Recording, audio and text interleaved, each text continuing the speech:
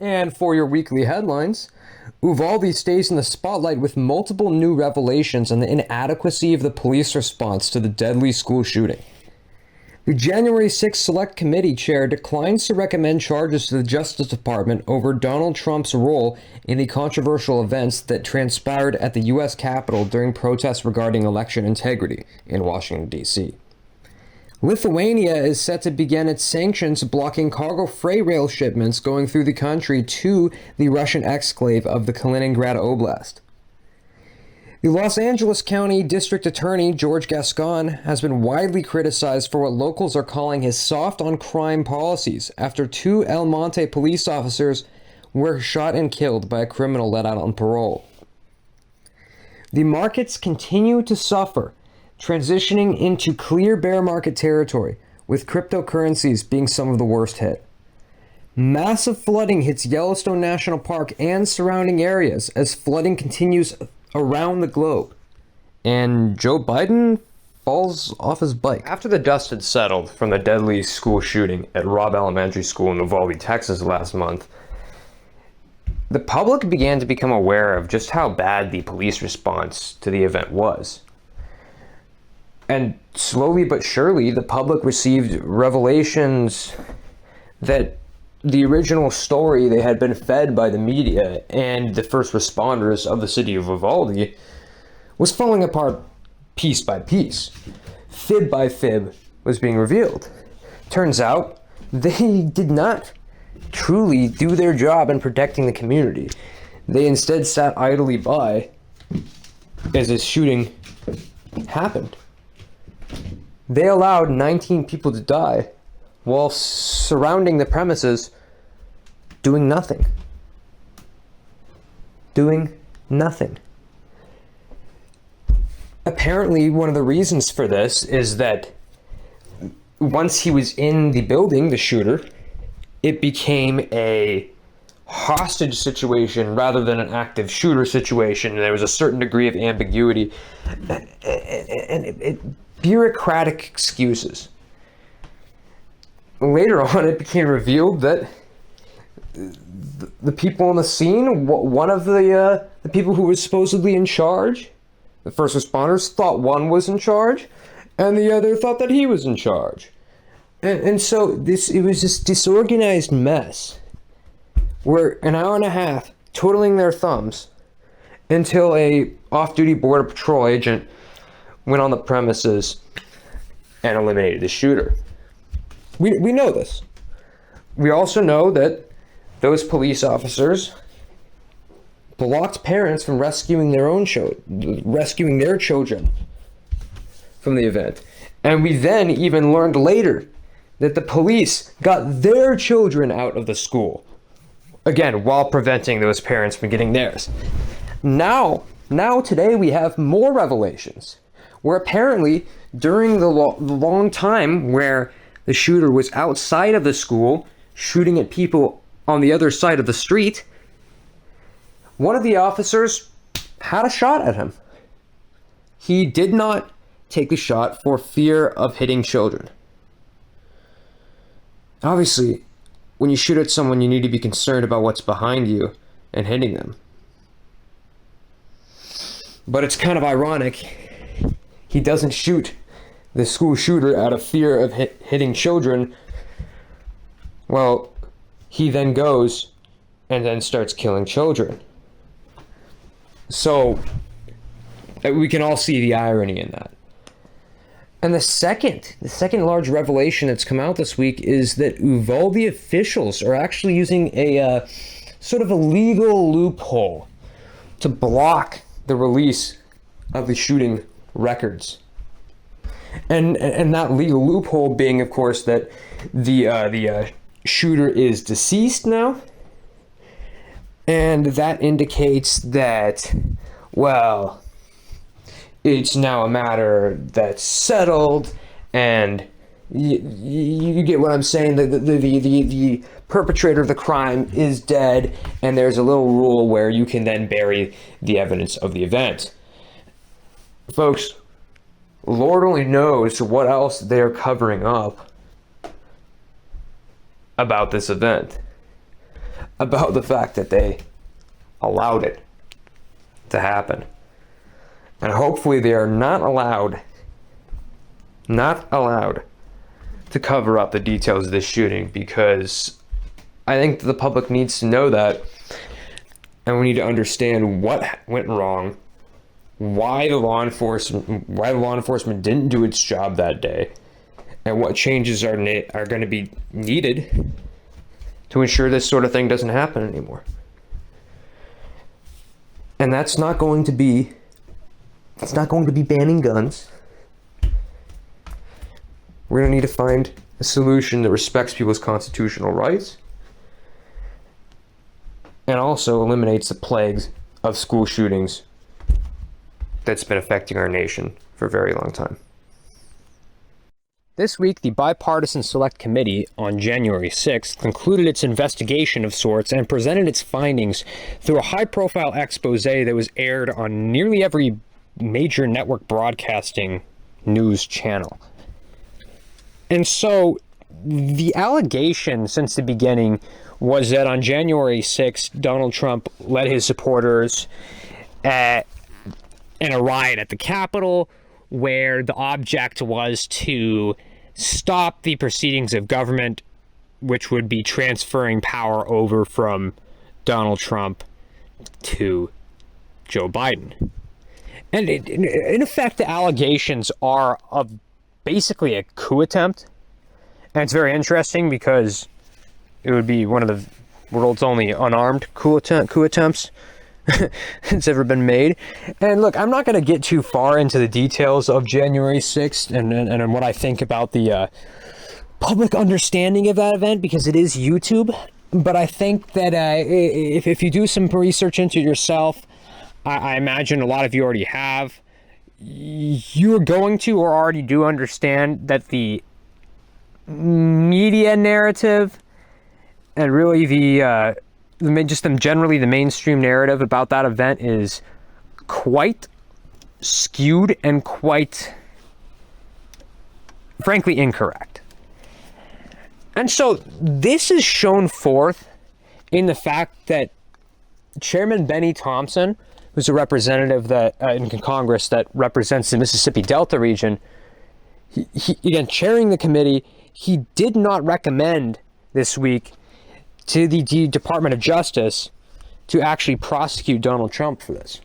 So if this is actually a true coup attempt and a true insurrection, and there was evidence to back that up, which is what is insisted, would they not have recommended prosecution to the DOJ? And I know this is a bipartisan committee, which is true in the sense that it has members from both parties. But it's not a balanced committee in the way that that word might imply. It's composed of Democrats, very, very partisan Democrats, and Republicans who don't particularly care for Trump, most notable among which is Liz Cheney, who is currently down in the polls against a primary challenger backed by Donald Trump. So this is not a committee full of people who didn't have a preordained conclusion before they joined this committee. Each and every one of them had the idea from the very beginning that Trump was guilty of insurrection, of treason even. They'd been certain from the beginning. And so I was amazed to see the fact that very little new information at all was brought up in these hearings, which again were phrased as and implied to be legitimate congressional hearings, but were procedurally a little bit different in nature. And they actually had full television staff and employees from media companies and from entertainment companies to actually sort of improve the optics of the event, make it more showy, a bit more cinematic. And so ultimately what we see here is that there was yet again, as with every investigation that's commenced against Donald Trump, apparently there's not enough to go on to prosecute. And many in the left are saying, well, this doesn't mean the DOJ won't prosecute them. This just doesn't mean that they're recommending it. Well, gosh, if they thought there was something to prosecute, they would have recommended it. It's that simple. And on the right, you have those who are saying this is a distraction issue. This is to distract from the failing economy, from the rising inflation rates, rising costs, etc. And I think there is some truth to that. I think the Democratic Party is in a tough spot for the next election, and they are looking for any reason for people to look away from the economic woes that are turning so many in the country against them. If you look at polls and recent election data, that is the case. But I think that it's actually quite a significant issue for a different reason. Is it showcases, just the sheer level of corruption in our government. And again, I'm not going to get too deep into the details of January 6th, but if you do get into it, and then you compare that to the response by the media and by members of government, you'll see the true corruption of this event. You'll see why Tucker Carlson called it Maoist in nature, which I think is fully accurate.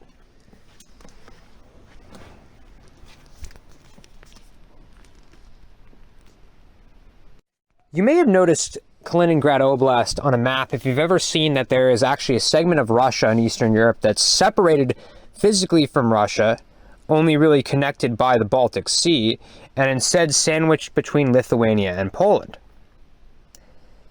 The story behind this is that it was actually, before World War II, a German city in the East Prussian region known as Königsberg, or the King City. And it was conquered in World War II by the Soviet Union, and then after the war was settled by Russians. It was made part of the Russian Soviet Socialist Republic, or SSR, which was one of the constituent Soviet republics of the Union of Soviet Socialist Republics, of the Soviet Union. And so, even though it was at that point part of the Russian SSR, still physically separated, it wasn't really in practice because Lithuania, Latvia, Estonia, Belarus, that entire region was part of the Soviet Union in their own constituent SSRs. So you could still just move freely across. The government can still move goods freely across the borders of the constituent countries. It would be the equivalent of moving it across state lines. That complicated, things were complicated though, when Lithuania, Latvia, and Estonia, but especially Lithuania, joined NATO. Now, Belarus still has friendly relations with Russia, and they can ship things through Belarus at will. But in order to get all the way to Kaliningrad over land, you do inevitably have to pass through Lithuania. And so Lithuania had not done this, had not cut off their ability to ship things by rail since the beginning of the war, because they understood that that's a serious action. That the vast majority of supplies for the Kaliningrad Oblast, the city of Kaliningrad, are received via rail, going through Belarus and then through Lithuania. So this is, in effect, a way to commit a soft siege on the Kaliningrad Oblast, meaning that all supplies from now on, once this goes into effect, will have to be brought in by sea. Now, whether the ports in Kaliningrad can take that sort of container traffic, that is to be seen, but certainly it increases the effort surrounding and cost thereof of supplying this exclave of Russia. Now, this is a highly aggressive action by Lithuania, and ultimately will serve to further escalate the situation in Eastern Europe. This is possibly the most effective direct economic sanction they can put against Russia, because it completely disconnects their overland connection. Now, Russia, I'm sure when they made the Kaliningrad Oblast a part of the Russian SSR, they were not foreseeing such later difficulties. They were not foreseeing the fact that when the Soviet Union split off, all SSRs became their own independent countries. Furthermore, I'm sure they were not foreseeing that their Baltic SSRs would become NATO members. Ultimately, this poses a serious, serious threat to the Russian Federation. I do not expect them to respond with arms towards Lithuania, as that would trigger war with all of NATO. But I do expect them to shake fingers. I do expect them to make threats. I do expect a Russian diplomat to say they're going to nuke Vilnius. I fully expect that. Are the Russians ultimately actually going to do anything about it? No, they're not. They're not. If they want to get to the West, first they have to prove that they can defeat Ukraine. The reality of the matter is that Russia, despite not necessarily being quite the snidey whiplash, villain of a nation that they are considered by the media, are an aggressive power that does seek to intimidate its neighbors. And they've grown more grotesque with their rhetoric lately and more North Korea-esque with their threats. I expect that to pick up. I expect that to continue because legitimately Lithuania they're putting the hurt on them. I mean, this is a sanction, this is an action that significantly harms the Russian economy, at least regionally, for Kaliningrad.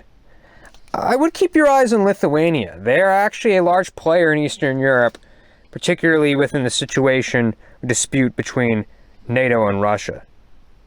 They're not a country to be forgotten about, as they unfortunately so often are. The Los Angeles District Attorney George Gascon, who is facing a recall attempt in the upcoming election, is under heavy fire this week due to the shooting deaths of 2 El Monte police officers. Now, they were both killed by a man who was let off of a gun charge, as he was a felon and was found with a gun. He was let off with a plea deal, and around a year later, he comes out and kills these 2 police officers. So, actually, one of the mothers of the slain police officers is publicly blaming Gascon. I mean, fully in front of the press conference, microphones out there, media out there saying, I blame George Gascon for my son's death. Now, of course, those are some very strong words. I'm not sure that George Gascon is necessarily directly responsible for this. I'm not sure that he necessarily could have foreseen this specific event happening from that specific guy. However, certainly it can be said that this event happened due to the general atmosphere of soft on crime policies that pervades many of these district attorney offices, particularly in the blue cities. And now, what happened with this man who went out and killed the 2 police officers is emblematic to the situation with many different people. And this is not in sort of isolated incident, though it is more high profile than other shootings. There are people who are killed, almost every day in this country, in these blue cities, by people who would have otherwise been behind bars. Had it been a district attorney that's a little bit more hawkish on criminal activity. Now, these DA departments, they're from a sort of philosophical background or idea that a lot of the problems in the inner cities have happened because of over-policing. And that has done more damage to the community, the policing, really, than it has saved. And now, a lot of these cities saw a huge cutback in the police budget, at Los Angeles being one of them, and they saw a massive uptick in crime. And what you see is the local community in these areas aren't having it. They want police in their neighborhoods to protect them. Ultimately, it was only ever a vocal minority in ultimately almost any area at all that wanted these sort of policies where you just give criminals a little slap on the wrist. The reality is it's not popular, and you saw in San Francisco, their district attorney lost their recall election, 60-40. Now, their district attorney was a little bit more radical. He was actually raised by the Weather Underground, as I understand it. But George Gascon, I expect to go down in the recall election as well. Likely by a margin that's similar, if not even stronger margin for recall. I wouldn't be surprised if there's only a 35% vote that goes towards Gascon in the recall. I think ultimately he's dead on arrival in that election. Now, whether or not his policies were directly responsible for this event, the community certainly sees it that way, and he will be punished electorally. These policies will be punished electorally. And I think that will probably be for the best, considering I think a little bit of an increased police presence, Financial markets continue to tumble this last week. Both the US and international stocks have crossed indisputably into bear market territory. The cryptocurrency market has also suffered immensely, with many altcoins completely collapsing. Bitcoin has crossed below $20,000, and the Dow Jones Industrial Average has crossed below $30,000, signaling serious problems to come. And I expect there to be more pain going forward, ultimately. The reason being, most economists are expecting this next quarter to be a negative quarter. Last quarter was negative as well. 2 consecutive negative quarters constitutes a recession, meaning a period of time in which the United States economy is declining. Now, I expect stocks, of course, to continue to decline with the U.S. economy, considering that stocks are effectively an investment in individual companies, which constitute, as a whole, the U.S. economy, along with other aspects that build the economy. But you might think, oh, well, crypto might be a little bit more sheltered from that. It's not as directly based on the economy and performance of companies and profits and whatnot. But as people's purchasing power continues to decline, they're going to have less disposable funds to invest in cryptocurrency. Furthermore, the more people are basically going broke, are suffering, and are struggling to make ends meet, the more people are going to be tapping into their crypto savings. The more people are going to be selling that off. Especially people who are Robinhood investors or on Webull or some other app like that. A lot of these people are going to be pulling out. So I expect things, unfortunately, and I'm sure you've heard this before, I expect things to get worse, ultimately, economically, before they get better. Now, it's not all doom and gloom, considering we're actually faring better than actually most of the rest of the world. The US dollar in the foreign exchange markets has actually been performing quite well, which you wouldn't think, right? Considering how much inflation has been going on. But it's a testament as to just how weak the currencies of most other countries are, and just how weak their economies are, and how weak the whole macroeconomic situation throughout the world is. And that as much as our economy is suffering here, it's amazing to me that it's suffering far worse in most other places. You might hear a recession and think, oh, it's another opportunity for communist China to overtake us economically. No. They're declining faster than we are. And many other countries are in such a horrendous economic and supply chain situation. One of the worst ones that comes to mind is the case of Sri Lanka. And I might actually do a video on that coming up potentially. Ultimately, be happy in some ways that you don't have it as bad as some other people out there, of course. But nonetheless, prepare to batten down the hatches, buckle your seatbelts in, get ready for the ride. It's not gonna be a fun one, economically speaking. The area around Yellowstone National Park, as well as the mountainous portions of the state of Montana, have been devastated this week by massive flooding, the likes of which has not been seen since record keeping began. The main road going through Yellowstone has been destroyed in certain sections due to floodwaters undermining the earth beneath the road. In certain sections, this has caused a single lane collapse. In other sections, this has caused a double lane collapse. And many of the campsites are flooded. This has caused Yellowstone to be closed, I quote, indefinitely. Now, whether that ends up meaning a few years, a decade, it's unclear. Everyone, needless to say, who is working at Yellowstone, which is an immense amount of people, they're out of a job. I personally know someone who works at a ranch up there. And yeah, she's out of a job. So what's worse actually than this is the effect it's had on Montana communities. Entire towns have been completely inundated by floodwaters. A massive amount of people have had to evacuate. Some of the worst effects, however, of these floods has been on the city of Billings. Their water supply has actually been compromised due to the floods, the cleanliness of their water supply,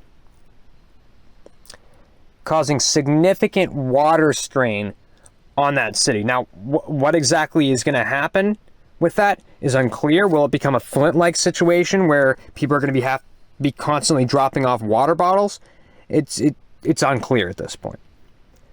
Now, the governor of Montana, Greg Gianforte, who's funnily enough best actually known for body slamming a Guardian reporter while he was running for Congress, which is what he was previously doing before governor. He was actually on vacation in Tuscany, of all places, during the flooding, or at least when the flooding started. And he certainly didn't pick the right time to go.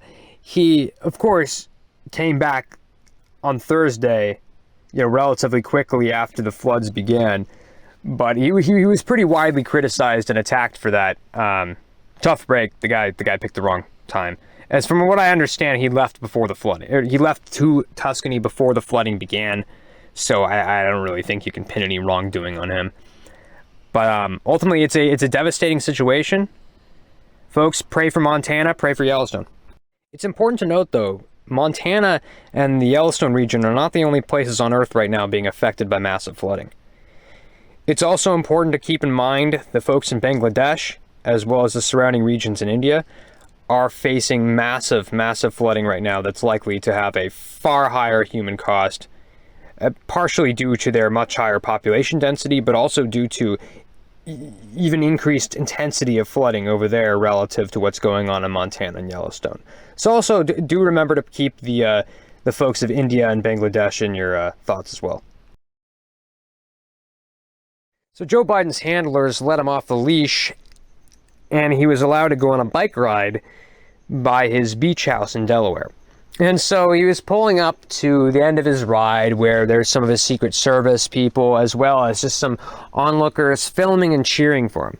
So he pulls up right in front of him, he hits the brake in his bike, and his pedals have, they're one of those pedals that go all the way around your foot. I don't know exactly what the terminology is. They have this plastic, I guess, sort of mesh type thing that goes above it. And so he tries to remove his foot by just lifting it upward.